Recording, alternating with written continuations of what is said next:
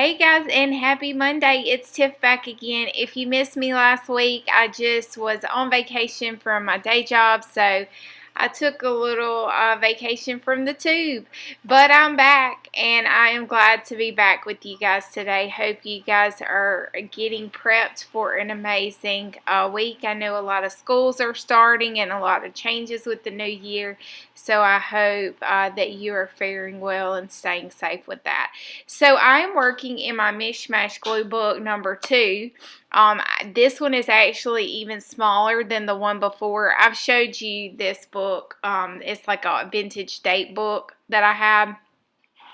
And I love the size of these. And thank you, Mariana, for the vintage wallpaper. Oh my gosh, she sent me the most scrummylicious vintage wallpaper that had like this it had been used, I think she said, for a scrapbook, and so it had like these pages, like little remnants. I don't know, it just makes my heart so happy. So that was kind of the inspiration about this page and spread and how it kind of came together. So Mishmash Glue Book is kind of my version of mishmashing and using all the giblets and just gluing a bunch of random stuff down and then somehow or another pulling it together. Typically it has a light layer of gesso just to kind of pull all of the colors together. And of course, like any Tiffany fashion, I have no clue where it's going or any plans as to where it's going to be. All I'm doing is listening one step, one layer at a time. So if you are not on Instagram or don't follow me on Instagram, I'm doing an August challenge to spend 5 minutes being creative. And I will tell you, if you've never worked with a timer, it's a really good way to kind of push yourself to loosen up, but you have to kind of be disciplined with the 5 minutes. So if you want to loosen up, hey, if you don't want to loosen up and you like, thinking about and knowing every move, then, that's probably not for you. And that's the ice in the background. If you hear that, it's okay. So I'm going in here. If you saw that Moonshine container, guys, it's okay. I don't need an intervention. We just have a lot of those jars. And so I have some instant coffee mixed up really rich, and it gives this such a very vintagey peeled paint kind of feel to me, kind of like that wallpaper. If you see wallpaper in a really old house and it's kind of peeling back a little bit, I don't know, that's where I was going with this.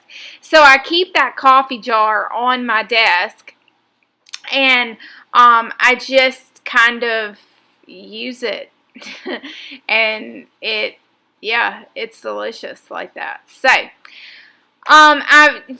every small random bit is important in the giblets, okay?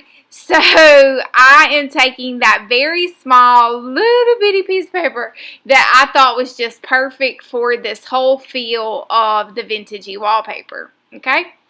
Are you following me? And also, just a plug here, wanted to let you guys know I am working on a new class, so make sure you go down in the description and sign up for my Creative Academy so you can be notified first whenever my new class launches. It is all about kind of mishmash and making books out of scraps, and we go through some pretty cool stuff. It's a good way to remix a junk mail, so that's always fun. So I'm just gluing that down with the Oohoo glue stick, and then I'm going to add a little coffee to it to kind of make it look like it's peeled. And then I have this little random cup that has all kinds of things, and I'm kind of tinkering with the idea of this transparency and thinking maybe it could add an additional element, but I did not like how it was equal to the other side.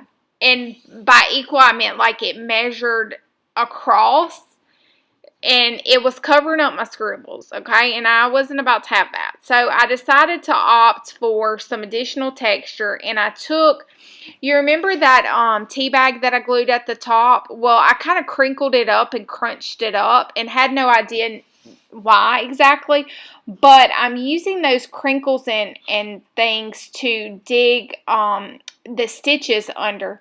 It's not going through to the back side where the page is already done, because I'm actually going in between the layers of paper and the tea bag, just kind of stitching some very, very random loose wackadoo. That's real technical. It's wackadoo stitches, guys.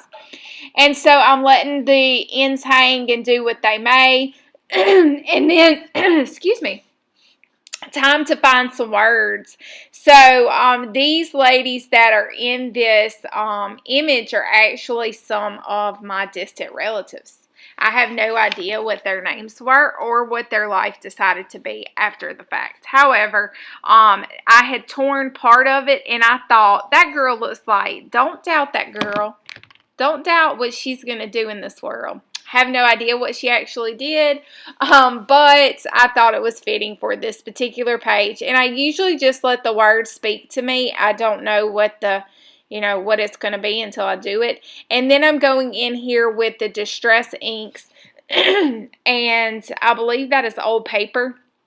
Was the color, just to kind of knock back some of the newness. And then I wanted to circle that girl because we found the words and talked about her. Might as well circle it and make her pop. And guys, that is pretty much today's page. I hope you enjoyed it. Thank you so much for being here. Make sure you click the subscribe button, go down, sign up for my creative network, and until next time, toodaloo.